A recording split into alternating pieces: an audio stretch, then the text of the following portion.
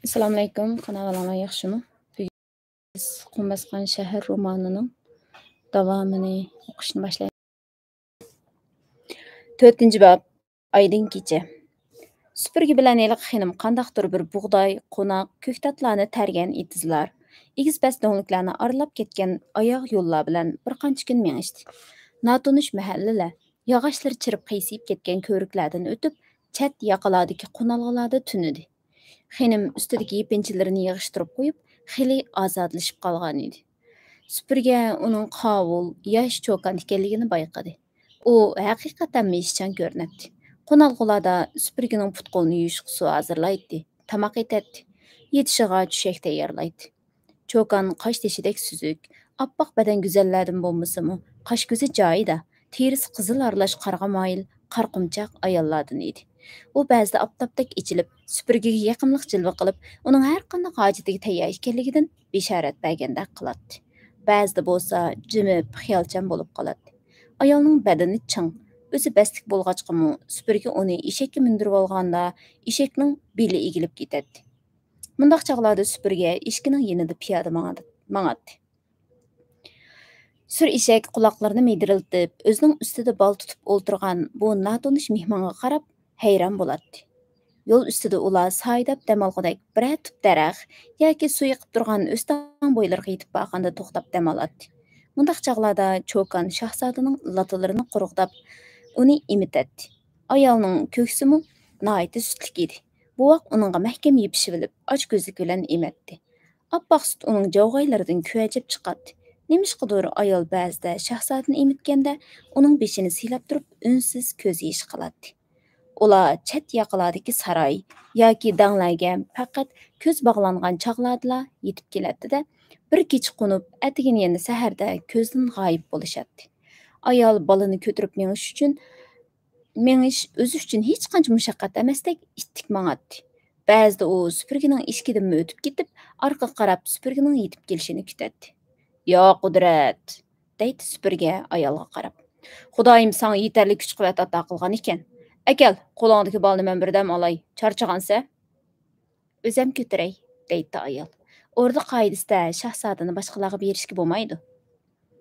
"Hozir sen o'rdida emas, Allohning osmoni keng bir ochiqchilikda ketib borasan. Qarag'ana, atrofdagi hamma nima quyoshning nurida yaqimliq tovlanib ketibdi. Ana yiroqlardagi daraxtliklarda ko'kkuqlar sayrab turibdi. To'rg'aylarning qanchalik xushxuy chiroqlashayotganini anglayaptamsan?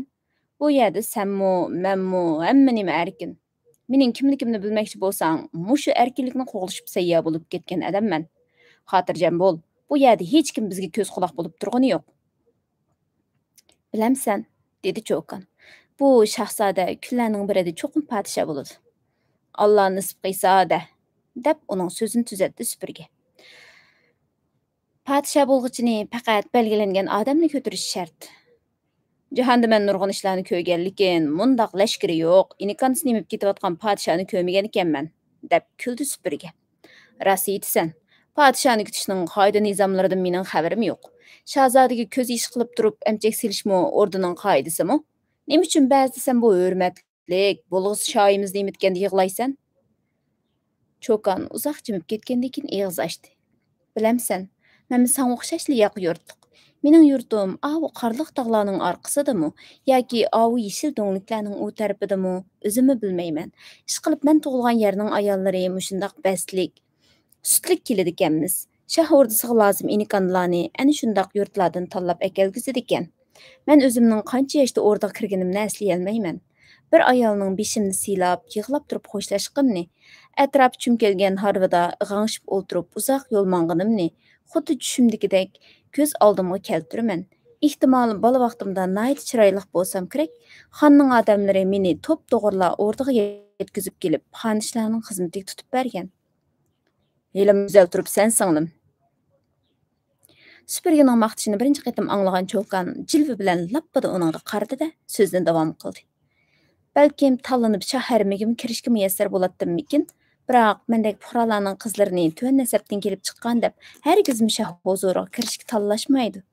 Men faqat xinimlarga dedek bo'la oldim. Sana aytsam, o'rdada bizdek dedeklarning holi intayin xarob. Mana meni ular 11-12 yoshimda oyoq osti qilishgan. Kimler? Kimler bolatdy? Başta märtebeligiräk bir ayaq asty kılady. Andan orda hadymlary, qoruqçylar, harwykeş, aşpaz, çakarlar, hatda bäzide balagat yetip qalgan baň we şahzatlarmy bizge çeqiliberdi. Şuning bilen biz atsız balalarny tugumyz. Bala tuguluşy bilenla nazaretçiler açykyp ketip boğup taşlaşydy. Muşu süt bolup köksimizge süt olup dursun dep ular bizning tuguşymyzga yol goýuşdy. Andan balalarymyzni öldürüp bizni hanymlaryň balalaryny emitişge goýdy. Quyaş ayının arzulu xotullary hatda inik anlarny seýyp sütüni içidi. Adam üstüde bedenini sürtüdi. Men bu şahzadyny emitipatganymda bäzide özümniň balalaryny oýlap galaman. Nime dedin? Süpürge işki üstüde qıysyp olturup ayaldan sordy. Senin özüňniň balalarmy barmydy? Biz nimişgä ularny bilip maňmadyk? Men bir oğul, bir kız tuqqan. Qandaq çyraylyk balalar idi degen. Ularnyň uzun kirpikleri, kiçikkine közleri, maňa telpingen buduruq gollary köz aldymda turupdy. Her ikkilisinden aýryldym. Kolumdan ýol ölüşde-de ektip ýok kıldy. Men nimişgä ýyglamay? Qara, meniň köksimden eqip atgan appak sütle şu balalarymyň rızky emasmidi? Ayal bukuldap ýyglyp Süpürginin kalbini bu ayalga bolgan içiniş, estaşlyk çulgap aldy. Ular her ikkilisi uzakça jimip ketişdi. Süpürge ikkinjilep bu ayaldan bu hakda sormady. Kiçik şahzadyny kötürüp ketipatgan çokan bir güni nahaýaty muşhylyşyp ketdi. Ular süpsüzigi tag süýe ýelip eqip atgan çimenlik yetip kelgende ayal qaýdany buzup şahzadyny süpürgege tutquzdy. Şahzady közüni ýogan içip algan bolup, sakallyk bu kişige çekçeýigini çykarap kalgan edi. "Oh, bu yer nime degen çyraylyk, meşäde birdem aram alaýlymy?" dedi ayal. Şundak kılaylı, dedi süpürge.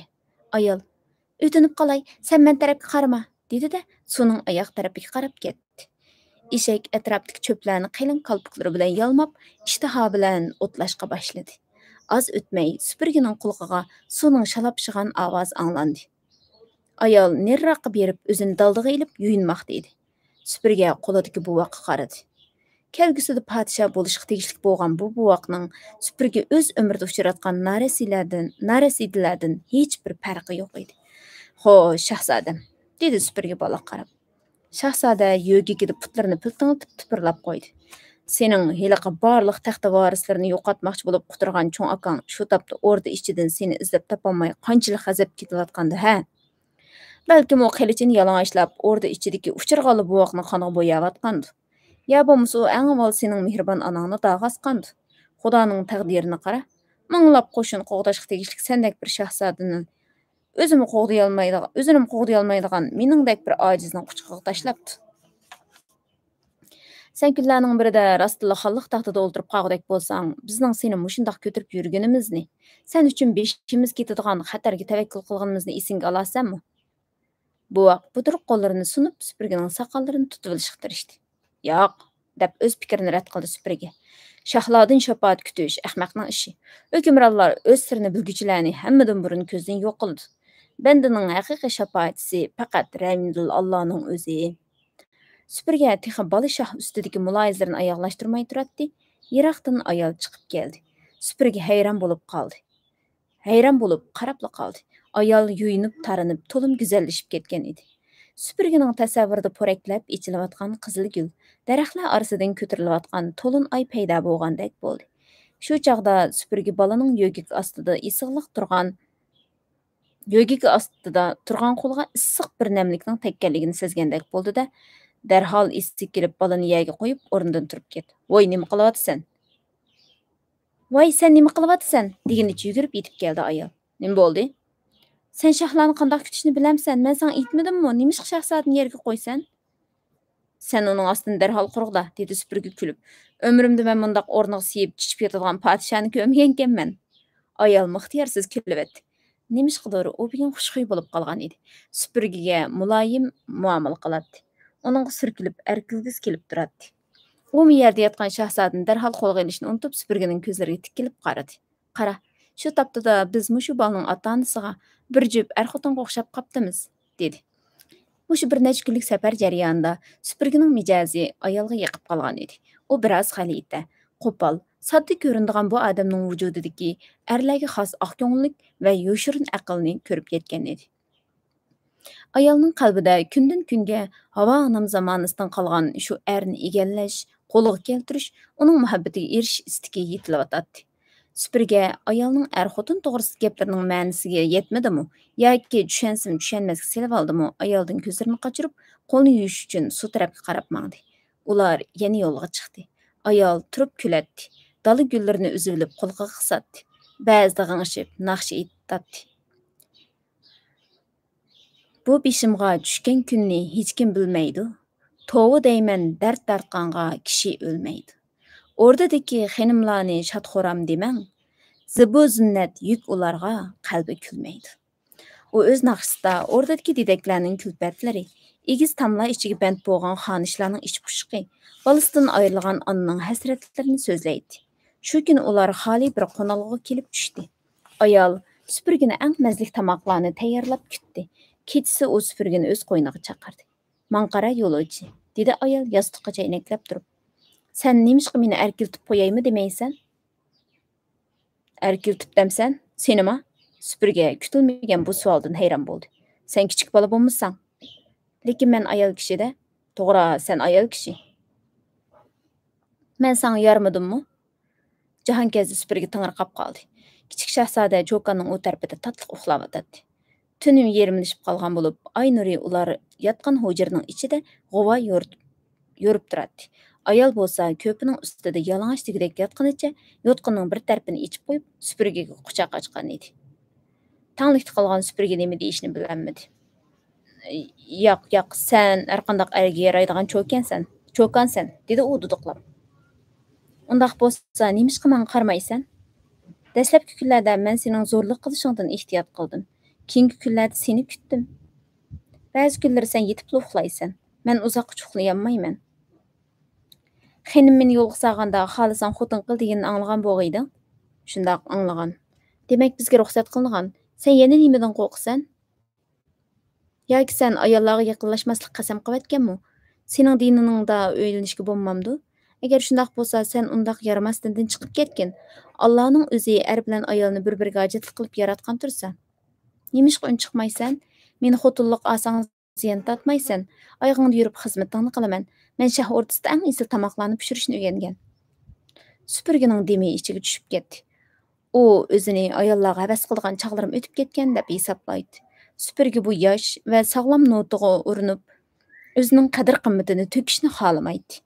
Ayol bo'lsa supurgini yaxshi ko'rganligidan emas, o'zidagi g'ayriblikni va yolg'izlikni birdamlikka bo'lsa yiroqlatish yoki bo'lmasa kelib ketadigan bir o'tkinchi tashnaligini qondirish zaruriyatidan uni chaqirmoqda edi. Bir chaqlarda supurgining yigitlik mezgillari o'tgan. Uningmi o'zini taqozolik bilan kutgan ma'shuqlar bo'lgan. O vaqtlar qanchalik go'zal va unutilmas edi, ha? Yolg'iz oyoq yo'l, kang dala yoki Shamsharning qandaqdir bir tar ko'chalarida uni derizasini ichib sharatlagan janonlar. Qaynoq bozor ichida chumpardasini bilinar-bilinmas qayirib qo'yib kulimsiragan go'zallar uning esida. Shundoqlarning ba'zilari shahlo ko'zlari bilan uning yuragiga o't yiqib, uni agashtirib ketib qoladi.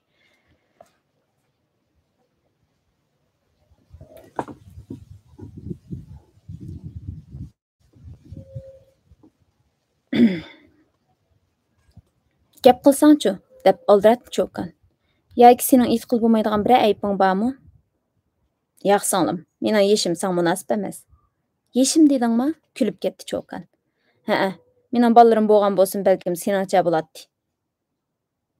O'rdada bizga ikki buti go'rga sangilgan qiyirlarmi eslashidi? Hijolat bo'lma. Cho'kan shundoq dedi-da, supurgiga yaqinlab keldi. "Yo'q", dedi supurgi o'zini qochirib. "Seni xotinlik oladigan shosimu bir kishini guvoh qilib turib, nikoh o'qitishimiz kerak. Sen meni gunohkor qilasan. Qo'llaringni nega so'zyapsan?"